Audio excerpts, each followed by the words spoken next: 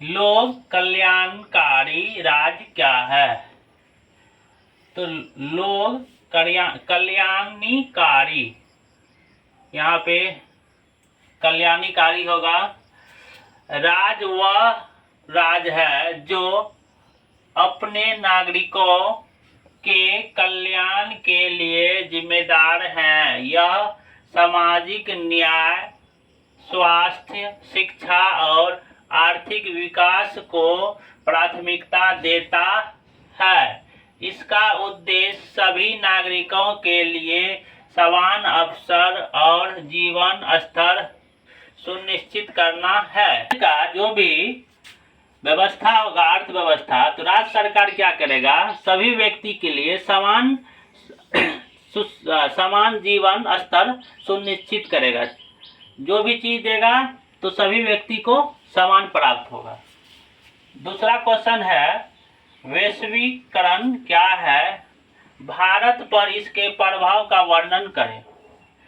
वैश्वीकरण एक प्रक्रिया है जिसके माध्यम से विभिन्न देशों के बीच आर्थिक, सामाजिक और सांस्कृतिक संबंध बढ़ते हैं। वैश्वीकरण एक प्रक्रिया है जिससे हमारे देश दूसरे देश से क्या करते हैं? रिश्ते बनाते हैं, जाके वहाँ का व्यापार यहाँ आए और यहाँ का व्यापार दूसरे देश में जाए। यह व्यापार, निवेश और सूचना के आदान प्रदान के माध्यम से होता है। भारत में वैश्वीकरण में आर्थिक विकास को तेज किया है, विदेश निवेश को आकर्षित किया है और तकनीकी प्रगति को बढ़ावा दिया है। इसके सकारात्मक प्रभाव में रोजगार के नए अवसर, उपभोक्ता विकल्पों में वृद्धि और वैश्विक बाजार में प्रतिस्पर्धा शामिल है।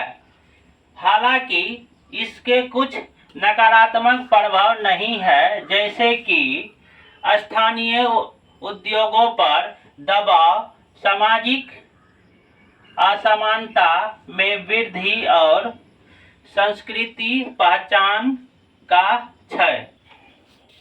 प्रश्न है, भारत के राष्ट्रपति के अधिकार और कर्तव्य का वर्णन करें।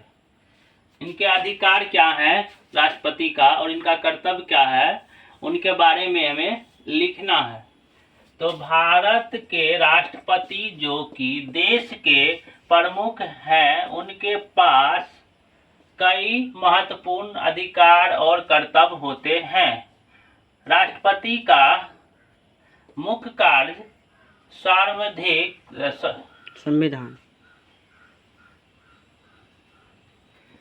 संविधान के अनुसार कार्य करना और सरकार के कार्यों की निगरानी करना है। वे संसद के दोनों सदनों के सक्षम विधेयक प्रस्तुत करते हैं और उन्हें स्वीकृति देते हैं। राष्ट्रपति को मंत्रियों की नियुक्ति उच्च न्यायालयों और सर्वोच्च न्यायालय के न्यायाधीशों की नियुक्ति का अधिकार होता है।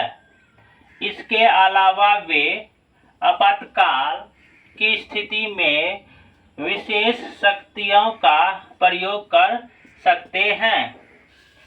राष्ट्रपति का कार्य केवल औपचारिक नहीं है, बल्कि वे राष्ट्रीय और अंतर्राष्ट्रीय मामलों में महत्वपूर्ण भूमिका निभाते हैं। वे भारतीय सशस्त्र बलों के सर्वोच्च कमांडर भी होते हैं।